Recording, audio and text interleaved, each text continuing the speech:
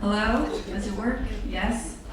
All right, well, I would like to thank you all for coming. And on the behalf of the Danish Center for Mindfulness at Aarhus University, it is an honor and a privilege to have Thupten Jinpa here with us today.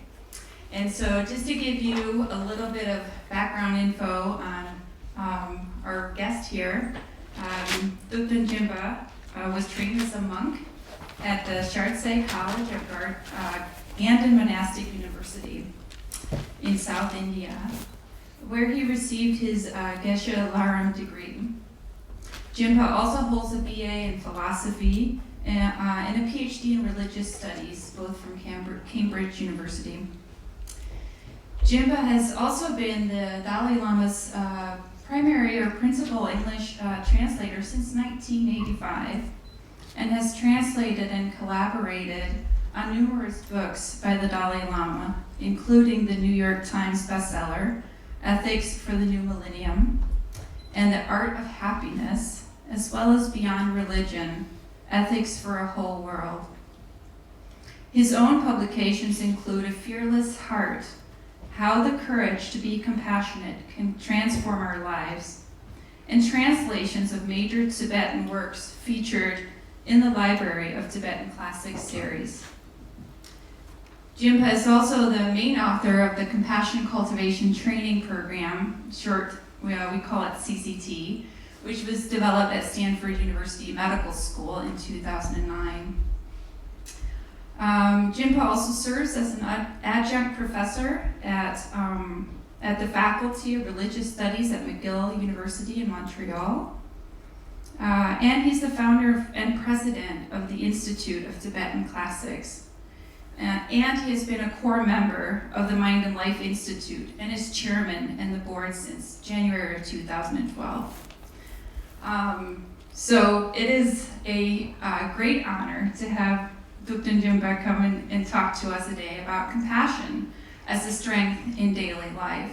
So I hope you will welcome him, and he will give a talk, and then we'll have a Q&A later.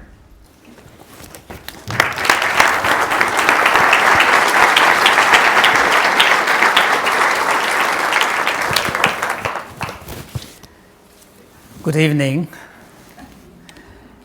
First of all, I would like to thank Nanya for introducing me, and in fact, Nanya has been the key person, who has made it possible for me to be here.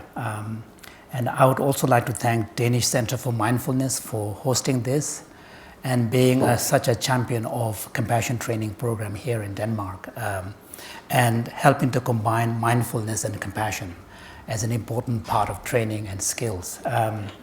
I have myself been to Denmark several times, not on my own, but as the Dalai Lama, in my capacity as the Dalai Lama's interpreter. I remember in one of the very, very early trips here, there was a very memorable meeting at the Niels Bohr Institute, because the Dalai Lama's interest in physics, and I remember that particular visit was very meaningful. I also am a little familiar with the Danes' kind of independent mind, the fact that you're not in European Union. So I admire for that kind of independent spirit as well. But this time, I'm really happy to know that this particular visit is organized by Center for Mindfulness. I have been one of the few voices that have been really championing the promotion of compassion-based kind of approaches alongside mindfulness-based techniques and skills. And the combination of them, I think, is going to be very powerful. My own, work in the compassion area really began initially in my capacity as the Dalai Lama's interpreter. I began in 1985, and when I first began, which was more of a kind of a coincidence, I happened to be one of the very few young monks trained in the classical monastic education, but somehow had the facility with English, partly because I went to school up to grade 5, and then being so inspired by monk teachers at my school, I just wanted to be like them. So I left school, normal school, and became a monk. And And at that time, the monastery that I was a member of happened to be based in Dharamsala, northern India, where the Dalai Lama's headquarters is. And it was at a time when there were quite a lot of enlightenment-seeking hippies around. And Dharamsala was a very beautiful, quiet hill station, not like these days when it's very commercialized and touristy. But in those days, the Dalai Lama also hasn't started internationally traveling, so he was based quite a long time, and he would give teachings that would last for months. There was one particular teaching, it lasted 2 months at a time. But around that time, I also happened to make friends with some of these hippies, and I ended up picking up reasonably good English before the monastery moved down to South India. But to cut a long story short, I just happened to be one of those young monks who had facility with English and had the privilege to serve His Holiness. Began in '85. But once I had that opportunity, I started really taking a more systematic approach to try to understand what is the Dalai Lama's message for the world. For us Tibetans, of course, he's the embodiment of the Buddha of compassion. We don't see him as just any other human being. We see him more than a human being. He represents a very important institution. He's also the cultural symbol of compassion. But as I began traveling with him and interpreting for him, I also wanted to understand what is the mission that he has or he perceives himself bringing to the world. And early on, I started reading his very, very early speeches. He first began traveling in 1973 to Europe and in '79 to US. And a couple of things that struck me, one of which was from a very, very early period, he had very constant themes. One of which was importance of environmental conservation and awareness of environment and the possible impact of human behavior on environment. That's pretty impressive. We're talking about 1970s. And for someone who had never been outside India or Tibet, to be able to have that kind of farsightedness. The other important theme that he was bringing was the importance of religious harmony and interreligious understanding. Again, that turned out to be pretty important, because if you look at many of the conflicts we see in the world, often at the root lies communities' inability to accept the differences of traditions. So again, that was a very important theme. And the third theme was his attempt to promote approach to ethics and understanding of ethics grounded in compassion that moves beyond the language of specificity of religious traditions. So he calls it secular ethics. He calls it promotion of compassion through secular language. That was what really inspired me, because because if you look at interreligious harmony, that message is primarily to the religious community. But the third mission, which is the bringing compassion into the world in a language and concept that is more universal, grounded in more shared common human experience, I immediately recognized that there was something here which is really profound. And that's when my interest in, sort of compassion discourse, of course, compassion has been an important part of the Tibetan tradition, like it is in many world religions. If you peel the layers, one thing that you will find at the core of all spiritual traditions is the teaching on compassion. If there is one thing that all the spiritual traditions agree upon, it is the message of compassion. We may call it slightly differently. In some traditions, maybe the language of love is more emphasized. In some traditions, the language of mercy may be emphasized.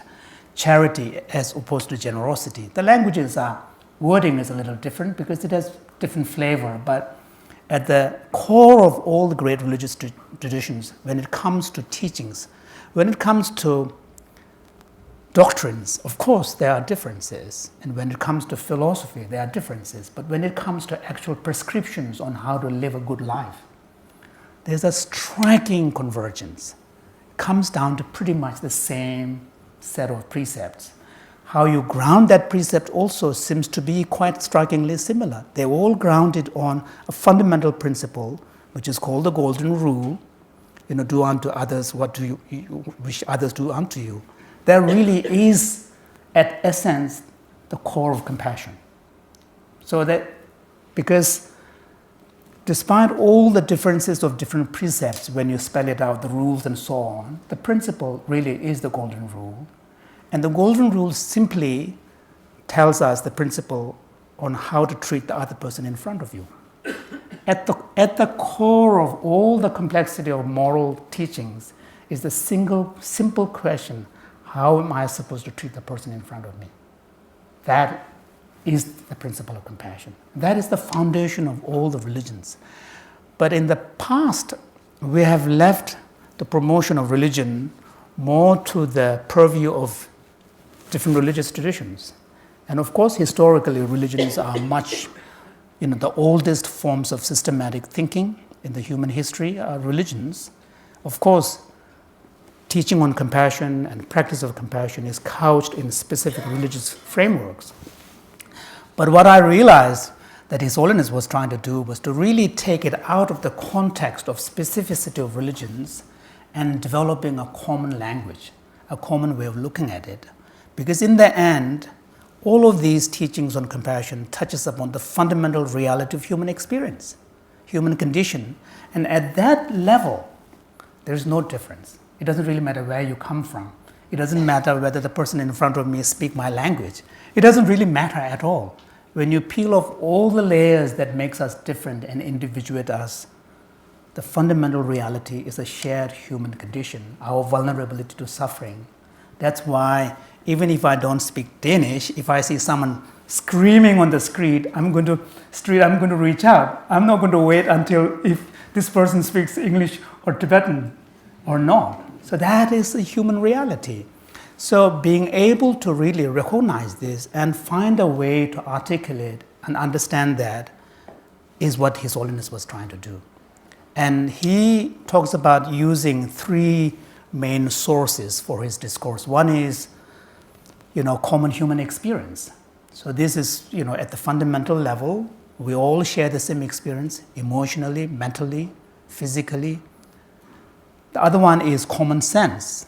If we sit down and think about common sense, we can compare to our neighbors, look around, who's more happy, who's more grounded, who has a more meaningful life. We can see from our common sense, what is good for us and what is not good for us. And the third source is scientific findings. His Holiness believes that if we are going to develop a common language and a common way of understanding compassion, we need to bring science. And the beauty of science, it is an international, universal language. And science also has the power and ability to naturalize a phenomenon. That's one, because we're living in a kind of a scientific age.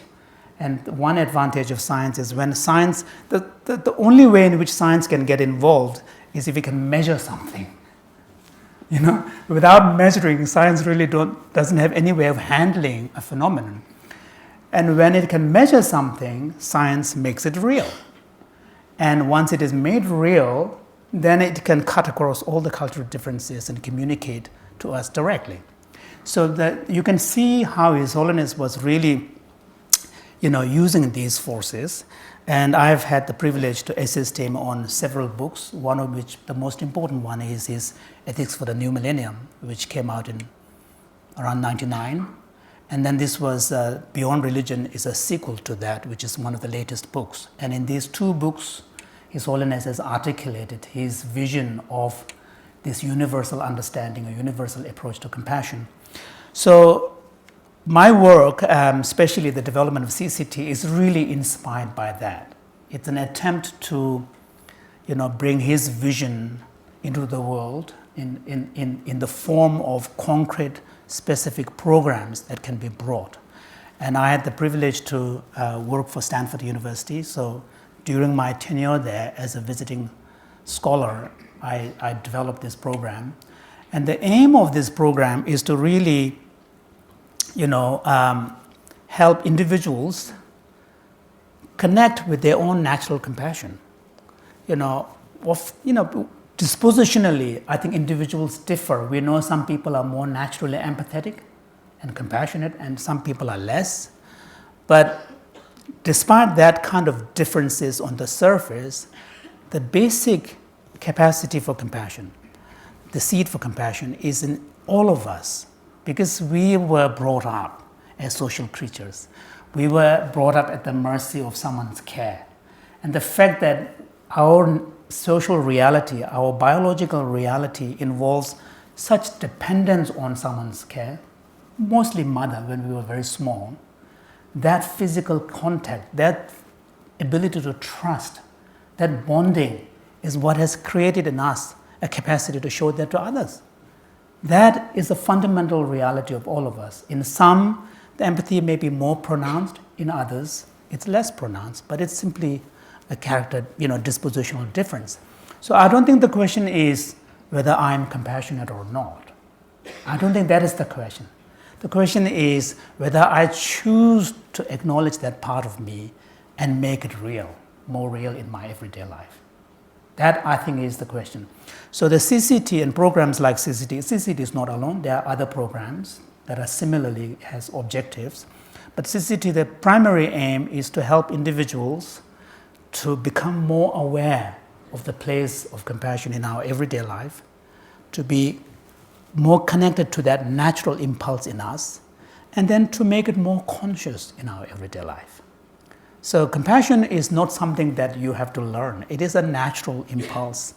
We all know, especially those who have been parents, we know from our own experience, when our child is especially when very small and is totally dependent on us, the ability of the parents to have so much patience, where is that coming from? That is coming from a place of compassion. There's a kind of one of the qualities of true compassion is the unconditionality. We don't expect the child to do something in return. And we know when, especially the child is small, when they need something, their need is immediate and their need is real. And when we respond, now a cynic might say, you do all of this because it's your child, a biologist might say, you won't do it to other kids, you will do it but whatever may be the reason, but experientially, at that moment, when you reach out, when you feel for your kid, your focus is not you. Your focus is that child who is needing you in front of you. There is a quality of unconditionality in that interaction. There is an ability to be so patient and tolerant. Of course, as the child grows up, we expect the child to be a bit more responsible, and depending upon age, our patience sort of changes. That's because we correlate knowledge with the responsibility. If the child is a bit older, we expect the child to know something, and with that knowledge, we expect a certain responsibility that goes with it. And when we don't see the child acting in a responsible manner, we lose our patience. But when they are very, very small, we don't expect that kind of response, and we are completely there. That is a very natural human response. And we have that ability to show even to a total stranger, especially when they are in an acute pain, a distress. So that is a fundamental quality of who we are as human beings. That is what the Dalai Lama calls the compassionate nature. And this is, I would argue, one of the most important characteristics of our own self-definition as species. This is a quality that only social animals have it. Some of the animal researchers would probably say that non-human primates have it. There are studies showing that some of the primates are ability to display behavior of consolation. So there is this, some of you may have seen this, there is this very moving video based on Franz de Waal's work. He's a non-human primate scientist from Emory, where two juvenile chimps, they really fight, and one of them loses badly.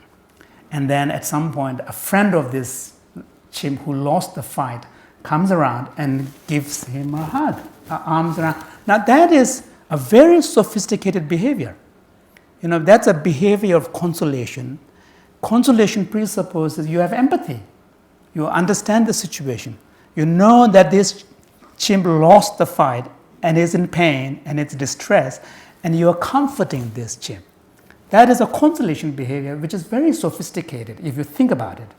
So if non-humans can display that level of behavior of empathy, why not humans? I know that in the West, there has been some cynicism about compassion and empathy, especially with the particular popularization of Darwinian evolutionary kind of understanding of human nature, survival of the fittest, and all the rest, that prioritizes competitiveness as a primary driver and pursuit of self-interest as the ultimate human explanation of human behavior. And this has dominated, for a long time in the West. Many educated people lived a kind of a schizophrenic life. They honored compassion and love in their own personal interaction with their family, in the church, and the friends, but in the public space, they expected everybody to be competitive. It's the survival of the fittest. So there was the public discourse was more about survival of the fittest and being real and acknowledging that part of who we are. And in fact, when I went to, I tell that story in my book. When I was studying at Cambridge, this was in the 80s, I did philosophy. Of course, first of all, the scientific worldview is cynical, around that time, cynical about compassion and empathy. But philosophers are even worse. So I was doing pure philosophy, and I remember having arguments about, the reality of true altruism, truly selfless human emotions. And I remember giving the example of Mother Teresa, and one of my classmates, very clever, most students at Cambridge are, said, even for Mother Teresa, there must be something in it for her. Otherwise, why would she be doing it? So that's the kind of assumption. And there was, in fact, an American psychologist, quite a well-known, who, talking about altruism, basically said, see an altruist scratch, see an altruist scratch and a hypocrite bleed. So the idea was that either this person who is altruist is totally unself-aware of what actually is the motivation, or is hypocritical. So there was that level of cynicism. But now, of course, as far as science is concerned, things have changed. Now very few biologists question the reality of true human altruism and altruistic impulses and compassion. So I think it is very important for us to, of course, as individuals, everybody who have come here are, in a sense, self-selected. You care about compassion, that's why you are here. But it's not enough for us individuals to be espousing the importance of compassion. We need to also make an effort to make it more pronounced at the larger societal level. I think this, and part of that really involves recognizing the importance of compassion in our society. That I think is really crucial. And a large part of that is to, first of all, recognize how compassion shows up in our own life. Compassion is a very natural phenomenon, and we experience it fairly regularly in everyday life. We don't pay attention, but we either experience it in the form of extending compassion to someone, like showing kindness or understanding, or we experience it as a recipient when we are going through a tough time. Could be a friend, could be a family member, it could be a colleague at a workplace who simply gives you a smile when you are struggling with the work. So we experience it, and then of course one of the very important expressions of compassion is compassion for yourself, self-compassion. Now self-compassion turns out to be a bit more challenging. That was one thing that I kind of was a bit surprised. In the West particularly, and I don't think it's an East versus West phenomenon. I think it's probably more to do with traditional society versus contemporary, sort of more competitive societies. I think it's a complicated problem, but there's a whole, for example, like mindfulness-based self-compassion, organizations really work hard at, helping people deal with the self-compassion deficit and really particularly deal with the inner self-critique. So there's a very powerful programs. I think it's worth paying attention because it does turn out to be an important cultural challenge of our time. But in most cases, when we talk about compassion, we are talking about compassion for other. That's generally how we experience it. So, if you, just, bear with me, just if it's helpful, just close your eyes. Try to see if you can recall a moment when you were yourself the recipient of someone's kindness or compassion. It could be, don't try to think of something huge, that life-changing. Just some simple act of kindness. Could have been a teacher at your school who somehow paid attention to you and recognized you and encouraged you. It could be a colleague, a close friend, or a grandparent, or even your children. See if you can recall a moment.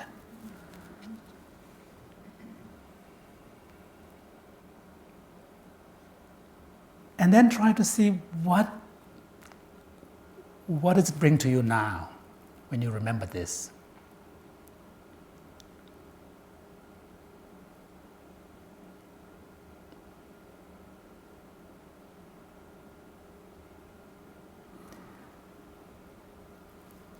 So, those of us who have been parents, we know, for example, when especially parents talk about the terrible twos from around age 2 to 3 or 4.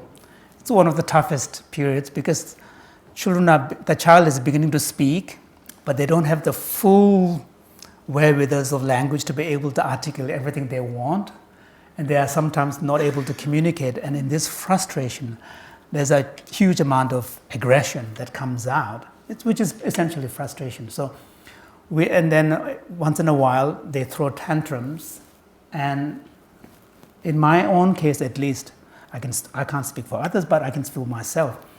One of the most effective methods, which I found very early, is not to try to argue or discipline by talking too much, but just giving a very tight hug and just waiting there until that strong energy calms down. And you can visibly feel the child slowing down. I mean, those who have had the experience of bringing up kids, you will know that is the power of compassion. Today, those who are working in the healthcare professions and interested in bringing compassion into the healthcare setting, there's an amazing book that just came out written by 2 doctors called Compassionomics, and it's a slightly funny title. But the aim here is to argue that there is a combination of both art and science of compassion. So that's why they called it Compassionomics. This is a book that went through hundreds of studies and did a meta-analysis and then distilled the findings, all based on various attempts of bringing compassion into the healthcare setting, including especially palliative care, because palliative care is one area where cure is not the aim, but the quality of life and care is the focus. So obviously it makes perfect sense to bring compassion in that setting.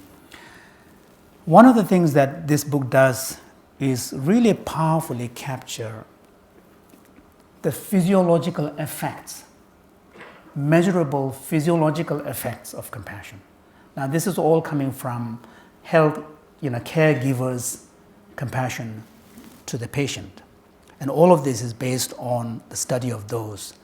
Now, of course, psychological effects, it makes sense. You feel comforted, you feel assured, you feel more secure, and all of this when someone shows kindness to you. The psychological effects are fairly obvious, but if there are physiological effects that are measurable, and that makes perfect sense too. If you're a parent, by giving a tight hug, that whole aggression and the kind of frustration and energy level calms down. That's a physiological effect. And mind and body are so intertwined. One can expect when the body changes, the mind changes. When mind changes, the body changes. But in this particular book, they actually talk about how, and in some cases, they was arguing that, on the part of the caregiver, you don't need a huge amount of time to do this. On an average, if the doctors and caregivers are able to show some compassion response, especially when it's being elicited, when the patient is showing anxiety or confusion and wanting assurance. That's when you are supposed to catch those moments. So you need a degree of mindfulness to be able to aware what is being asked. They were arguing that the excuse that we don't have time to show compassion is unfounded, because you only need, on an average, 40 seconds. 40 seconds. There's a whole chapter called 40 seconds in that book. If you're able to do that, not only psychologically, but there are physiological effects. So those are the power of compassion. And I think we tend to underestimate, because quite often people, when they think of compassion, they think of huge self-sacrificial acts. So that's partly a cultural issue, whereas in the Tibetan tradition, when we think of compassion, we don't go to that extent. We take compassion to be a common human ordinary experience. But here in the West, sometimes, in fact, for example, like in French, my wife is French Canadian. So when my book was being translated into French, they were struggling with the word compassion. Apparently, compassion almost goes up to the level of Jesus Christ. So that's quite high. So they were using the word bienveillance. So I think partly it is a function of language, but in any case, compassion as a natural human response to suffering, I think is an important quality that we need to acknowledge we have it. So I've been talking a lot about the benefits and power of compassion. So what do we mean by the word? And I'm a professional translator. I've been His Holiness' interpreter for a long time, and in my day job, I run an institute called Institute of Tibetan Classics. So I oversee an international project, collaboration of many scholars who work on Tibetan text and produce quite a large library called Library of Tibetan Classics. That's my main work. So I've always been very interested in language.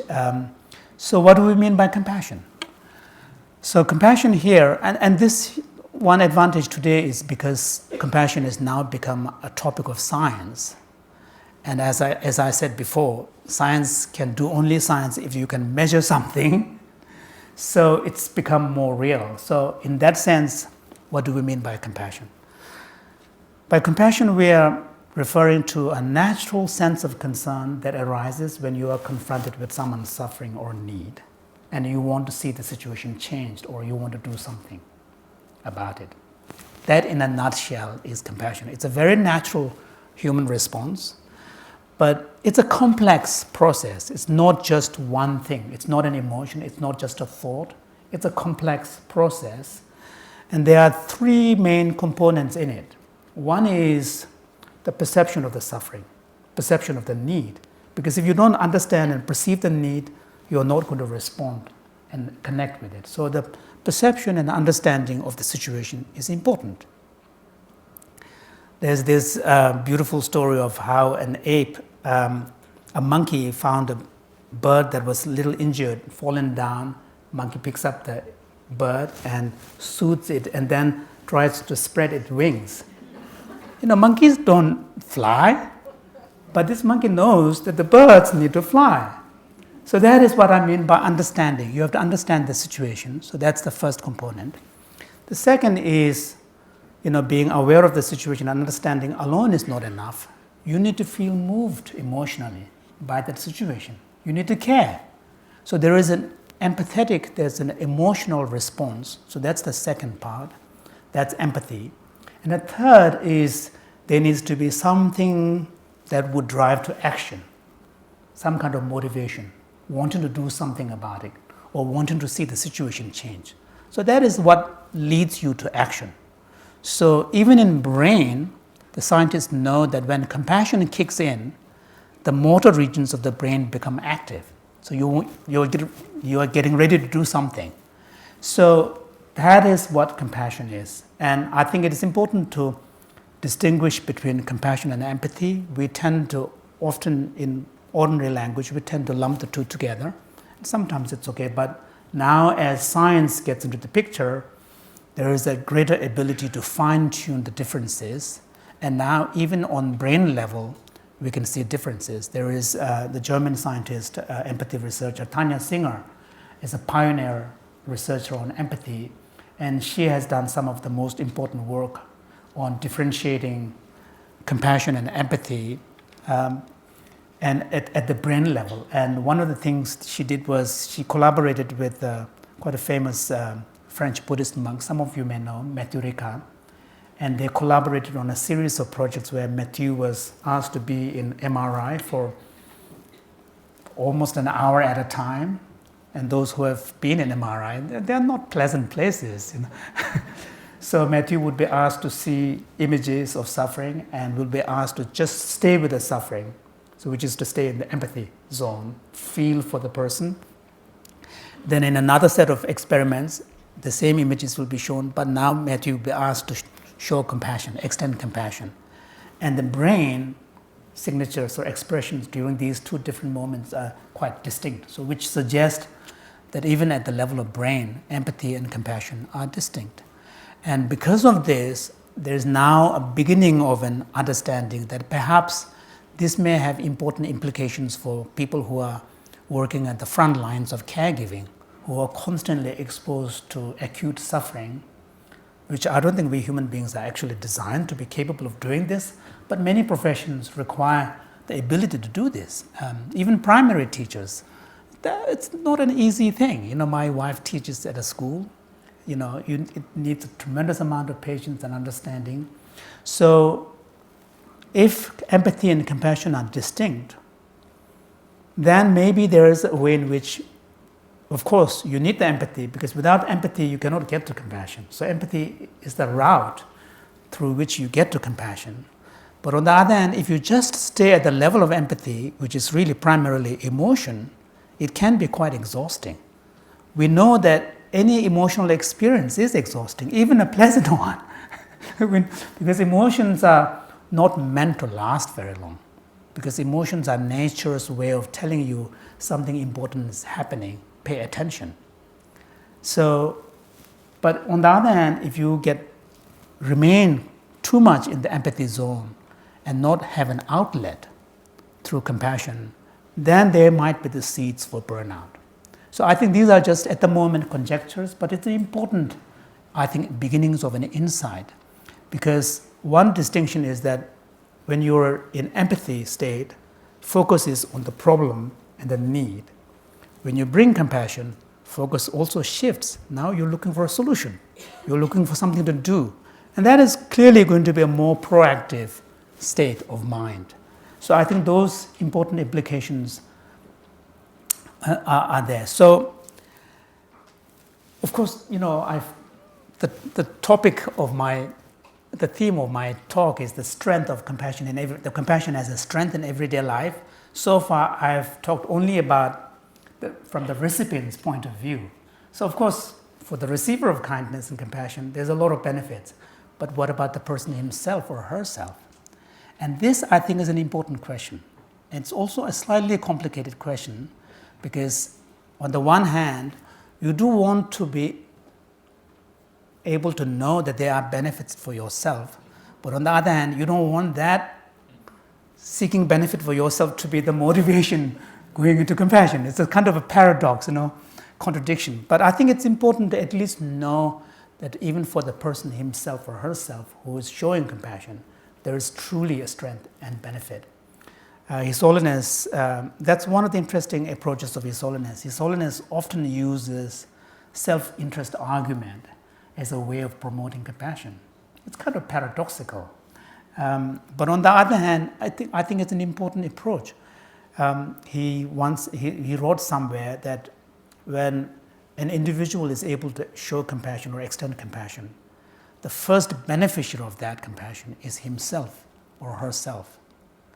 Because at that moment, the person has been able to get out of this self-focus, but the person has been able to experience expansiveness, the person has been able to experience connection with a fellow human being. So the person himself or herself has already experienced the benefits of that compassion. But as to whether that compassion actually benefits the recipient, would depend on many other factors. And some of these conditions may not be in your hand. Sometimes we know from our own experience that sometimes, even though we may, with the best intention, reach out to someone, the other person may not be ready to receive our extended hand. So we know that this is a reality of human interaction. Human beings are very complex creatures. We are probably the least predictable species on Earth. So I think it's important to at least recognize, the power of compassion in our own life, not just for the other person, but for yourself. There is now growing research that shows that, in fact, if we are serious about personal happiness, we should be serious about compassion. And the connection between compassion and happiness is becoming more and more pronounced. So I'll just identify 3 important points here. One is the compassion, of course, because it is relational, because connection with a fellow human is at the core of compassion experience. Compassion promotes what is called social connection. And social connection is one of the most important factors for personal happiness and well-being. And social connection is defined as our perception of being loved by someone, being cared for, that the fact that I have others who care for me. So it's not so much that you need to be constantly interacting with others. It's not so much how many friends you have in your life, and especially not the type of Facebook friends. My 2 girls, they have over 400 in their Facebook friends, and I always tell them that there's enough research showing that the early tribes are not more than 200 people. It turns out that beyond 200, we can't remember people's name. So anyway, but the important thing is not so much how many friends or people that you have in your life, but it's the quality of relationship. And that social connection is the exact opposite of loneliness. Loneliness is not a question of living alone. Loneliness is a psychological state where you feel alone and not cared for and not connected. Loneliness is an experience where you have a certain experience of alienation from others. And particularly in the modern society, we need to really watch out for loneliness, because we, particularly in the West, I've been living in the West for quite a while now. I'm married to one, and I'm a Canadian. And in the West, we prize autonomy so much. We design our life in such a way that we have least dependence on others. That's the way, because autonomy is seen as power, autonomy is seen as giving us choice and mobility, and it's all wonderful, but the downside is we create our life in such a way that we don't want the messiness of relationship, and that creates the basis for loneliness. And loneliness is probably one of the most acute forms of suffering. It's, even if people may be going through the same medical condition, if one is feeling alone, that experience of suffering is worse than the actual physical experience of the pain itself, because it brings this added psychological dimension. And we know from our own personal experience that when we are in pain, if we feel alone, it's very difficult to bear that experience. So, and all of this shows that, at the core of our human reality is our social nature. We know, for example, in our everyday life, of course, if you are struggling with no job, housing issues, the immediate survival needs, then of course they take precedence because they have to do with your physical survival. But once those basic conditions are met, now if you look at the quality of your experience of life, happiness versus suffering, a large part of our suffering, as well as happiness, is a function of our relationship with others. Just do an experiment one day, just do a journal, okay? A day journal to see the aversive experiences that you had, the joys you have, and so on and so forth. Make a list. I guarantee you that a vast proportion of those experiences have to do with your interaction with others, your relationship with others. It's the quality of your relationship. At workplace too, if you have a good working environment with a good working culture and a working relationship with your colleagues, the amount of work you can take is far greater than struggling at a workplace where you feel not valued, not recognized, your relationship with workplace, colleagues are difficult. Then even though the work itself may not be challenging, the emotional experience is so aversive. Getting up in the morning, you don't feel like going to work.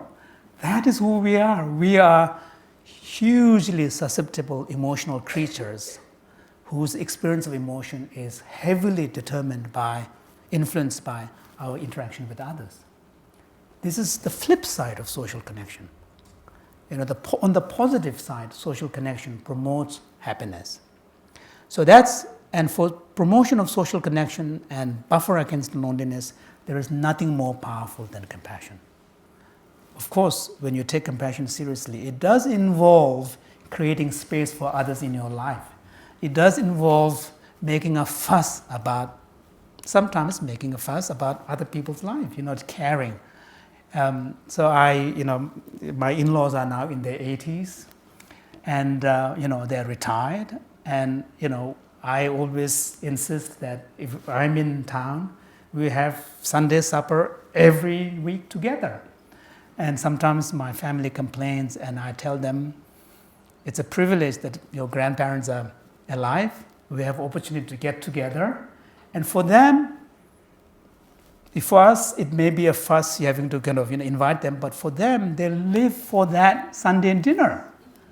The chance to see their grandkids, chance to interact with us, catch up with what's going on. That's what I mean. You do need to make a little fuss, So total independence, autonomy, doesn't really go well with social reality of who we are as social creatures. And sometimes the relationship brings an element of messiness. But that is what human beings are. And and here I have the advantage of growing up in traditional society. In India, where I grew up, people don't have to make appointments for social events. They just turn up. They knock on the door and open the door. They just turn up. It's a much more organic, sometimes it's annoying because you're doing something and they're disrupting you. But on the whole, that's a much more human, organic way of relating. So I think this social connection is really, really core, element for happiness. The other one is compassion's ability to promote sense of purpose. Research on the social connection, I'll give you one example of a study that was done. This is a study that was done in Harvard. It's a longitudinal study where they follow a couple of thousand people in their 50s. And then in their 80s, they went back to the same people. Amazingly, among those who have survived in their 80s, first of all, those who reported satisfying quality relationships in their 50s were the ones who have lived longest. And those among living, those who has reported healthy relationships and satisfying relationship in their 50s were also healthier. So that is taking into account all the variabilities of pre-existing conditions and all the rest. That important factors seem to be indicative of longevity and happiness towards the end of your life. So that is the power of social connection. The other thing is compassion's ability to promote a sense of purpose. Compassion motivates us to make fuss about someone's need and care about other people's suffering. And when we are able to make a difference, we feel meaningful. We know that, for example, at workplace, if our work is valued, we feel more empowered. That's a human being. And I think it was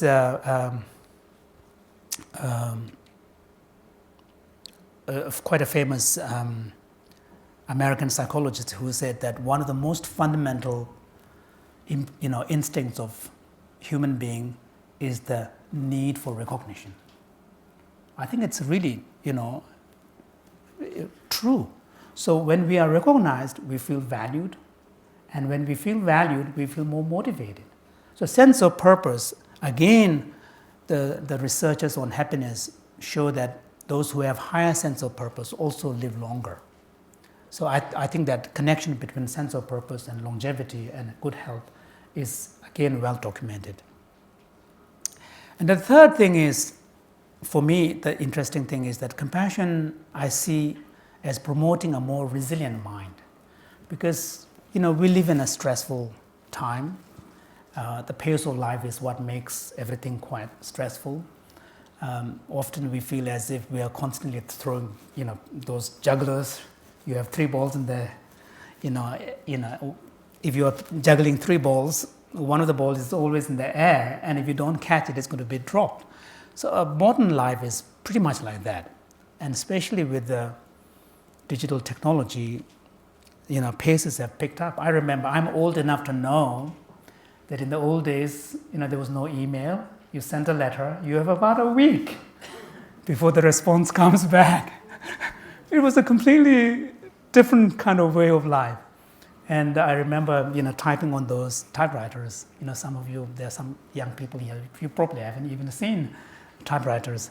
So the pace was quite different.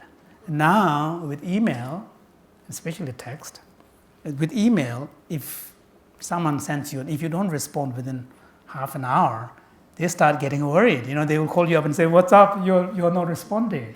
So the pace has really changed, and along with the pace has come the stress. And then because emails can be sent, the volumes of communication, correspondence has increased. So there's constant, the pace of life makes it, very, very complicated. And on top of that, also because we now see pretty much everything that's happening in the world in our living room, through TV and all the rest, we are constantly challenged to emotionally respond. We can choose to switch off, and that's what a lot of people do. And I have kind of stopped watching TV lately, especially after the American election. The media seem to be so obsessed. I mean, it's a bulk of North American media is really about what's happening right there. So, and all of this really calls upon us to respond, to regulate. So in those kind of situations, I think bringing something like compassion really offers you a much more resilient mind, because compassion reminds us, despite all the differences, despite all the difference of ideology, political views and so on, at the core are all human beings trying to find happiness, trying to deal with problem, and nobody wants suffering and problem. That is the fundamental human reality. So even though some behavior and some policies are just so off-putting and abhorrent, and in some cases mean, but at least we can see that these kind of ideas and policies are really coming from a place of ignorance, place of pain, and place of their own suffering. So I think having a compassion gives you a much more broader lens to look at situation. And more importantly, if you look at your own personal stress, often part of the heaviness of the stress really comes from a little bit of too much focus on self. When you view everything happening in your life from the lens of self alone, the world becomes pretty small, actually. And in that narrow tunnel, even a small problem looks huge. We know that. I mean, if you look at close up, dot looks big. But if you take a little distance, you see the context in which, the background in which that dot is appearing. So too much self-focus tend to overemphasize the enormity of the problem that we are facing, and we fail to see the problems within their own proper proportion. And someone might say, well, the problem with compassion is that you have to make fuss about other people's problem. I myself have so much problem. Why do I want to take on additional problem? But it's in fact the exact opposite. It's a bit like, having a bigger cake. If you have a bigger cake, you can share more and you can have bigger piece. Bringing compassion is like having a bigger cake, because what happens is that when you bring compassion, it opens up a space in your heart, and within that perspective, your own problems and needs take a specific proportion, but it gives you the ability to deal with those without losing touch with those important in your life. And that's what gives you a kind of a buffer. And we know, for example, like many of the problems that we face in our life, we like to think we can solve it ourselves. But often the problems are best solved by seeking others' help, especially when the problems relate to distress, emotional distress, emotional pain. In those kind of situations, yes, to a point, meditation may help. But the more powerful thing is other people's love, other people's sense of concern, and even the physical touch has a huge healing impact. So those are things that they are kind of commonsensical, but we have somehow forgotten that this is what makes us human beings. And I think, taking compassion seriously and bringing compassion as a primary lens from which you relate to events in your life, and even bringing compassion as part of the way you see yourself, will make you see less as an isolated individual, more as a relational person. You as a father, you as a spouse, then you will also recognize your own sense of self in relational terms. In addition to being an individual, there is of course a bounded individual, but sometimes we overemphasize this individuality. I remember when our kids were small, often the parents meet up after, having dropped the kids at primary school. And I remember one of my kids' friends' father, we were having a chat, and he was having a difficult time. At that time, the kids were around, my elder daughter was around age 3. And so we were talking about the challenges of being a father. And these days, in, post-feminist age, men are expected to do more. It's a kind of a different kind of man. Then we were talking about all of this, and then he said, Jinpa, one thing I don't get is there's nothing in it for me. I don't have time, I'm constantly challenged, and then my wife criticizes me for not being there. And I said to him, look, if you don't find a way to identify with your child's joy, if that is not your living, I said, you really have a problem. Because it's the attitude. If you start thinking, my child is different from me, the child's joy is not my joy, you really have a problem as a parent, So I think this is what I mean by too much individualism, not having relational concept of who you are, really becoming a barrier. And then it brings huge amount of unnecessary stress, because you're constantly thinking, oh, I'm tired, I didn't get a time off, I would like to just quietly sit down and listen to music, I don't want to hear the kids' noises. So you start thinking in those terms, then of course, the reality of young children is the last thing they care is not to disturb you. So I think this is, all of this is really attitude. So an attitude depends upon how you see yourself. And here, taking compassion seriously will emphasize the relational part of who you are. And also, when you take compassion seriously, you will also know in your own relationship as parents or as a spouse, sometimes there are moments or situations in life where the other person is in a more needy situation.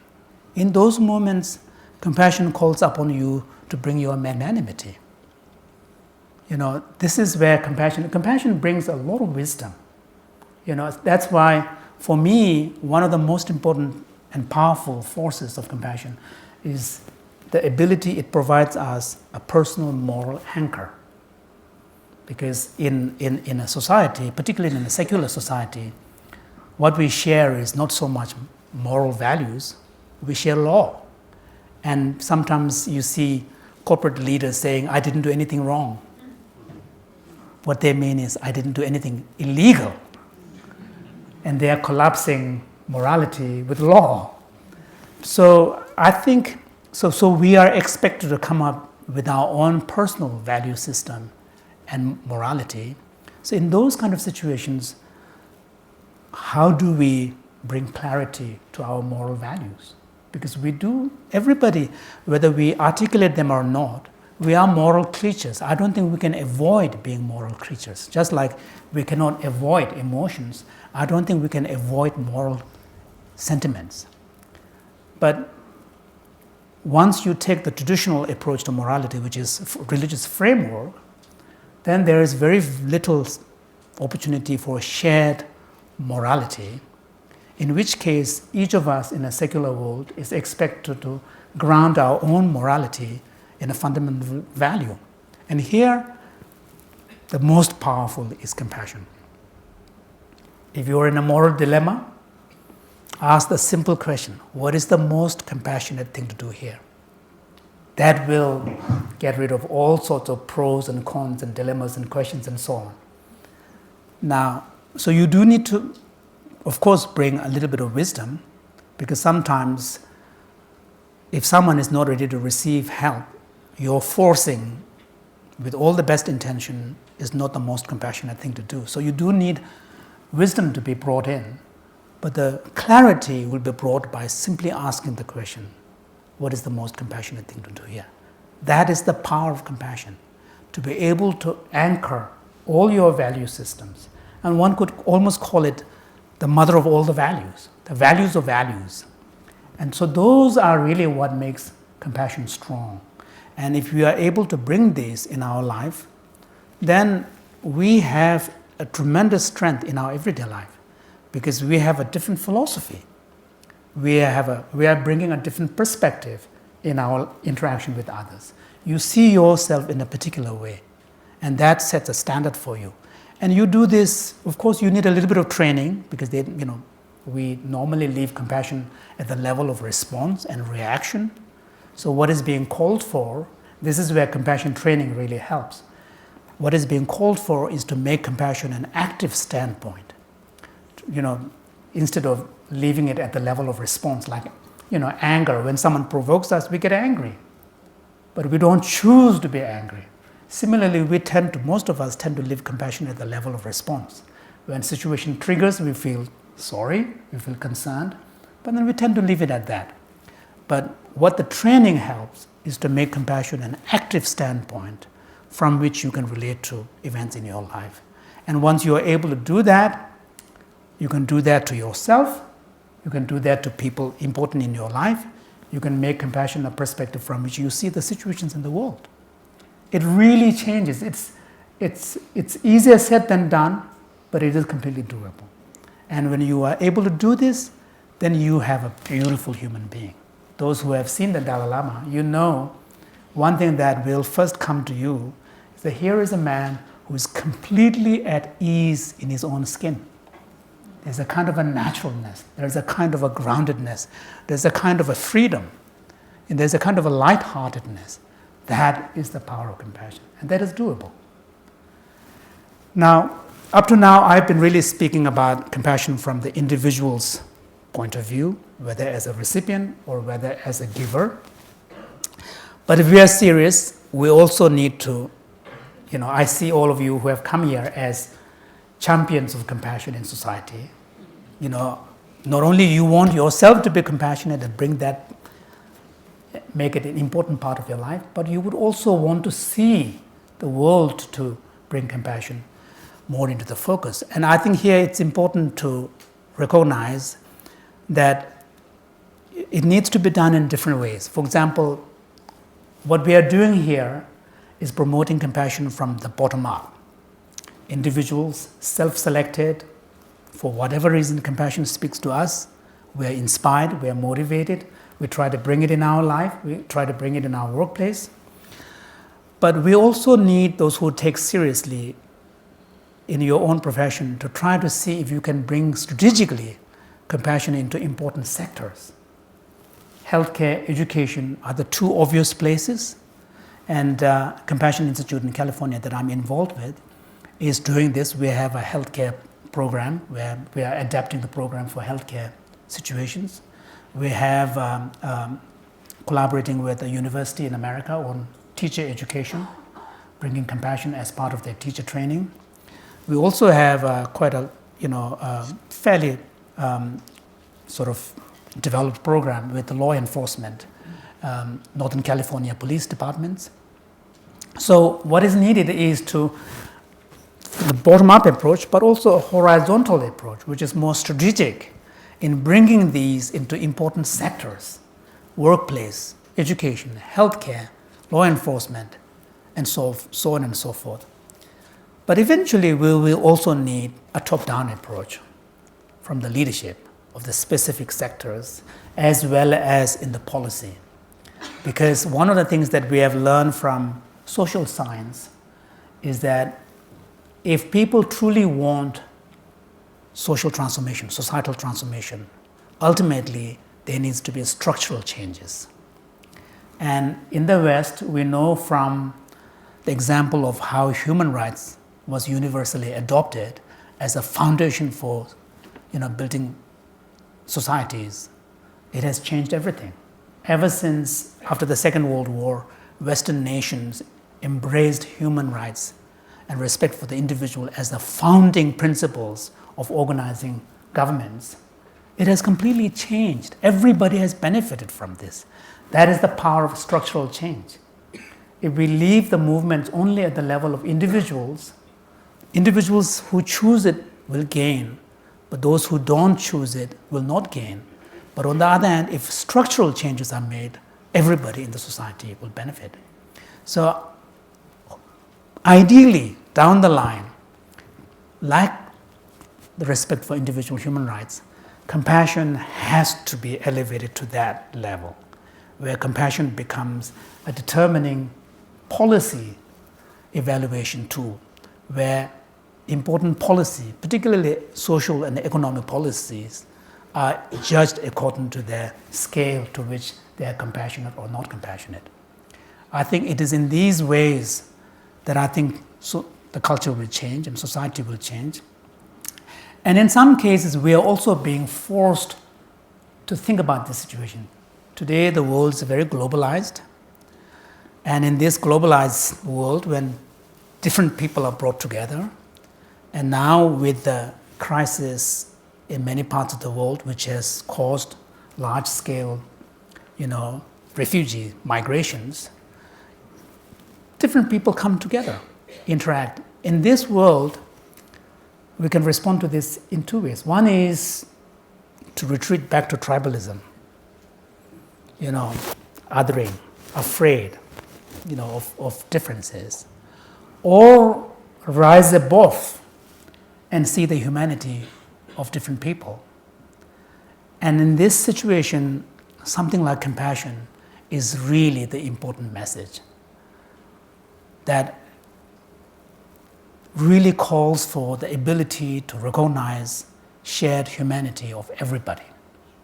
And how that translates into policies and specific decisions is something else. But as an attitude to this crisis, to this current reality of globalized world, I think compassion is really crucial.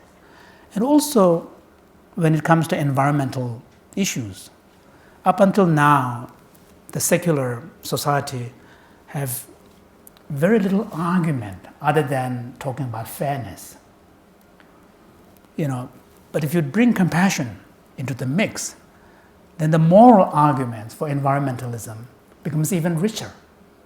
Because compassion is a respect for the humanity of the other people and future generations' respect for them. Otherwise, if you use the question of fairness, those who don't have children will never have grandchildren. Why should they care? So it's a sort of this individually defined arguments of fairness and choice really doesn't get you very far with more complex moral questions like protection of the environment. Whereas if you bring compassion as part of a global discourse, then of course you have a lot more resources with respect to moral arguments. So from all of these point of view, I think the time for compassion has come. Now, of course, whether we will, I just turned 60, so I probably have another 20 years or a bit more. Whether I will see a world where compassion has risen to that level where human rights has risen is open to question. But one thing that I do know is, at least on the individual level, those of us who choose to take compassion seriously, who choose to make compassion an active force in our everyday life, at least we live a more meaningful life where we care for others and which gives us a more, fuller way of being human. And that in itself is a beautiful result. Thank you.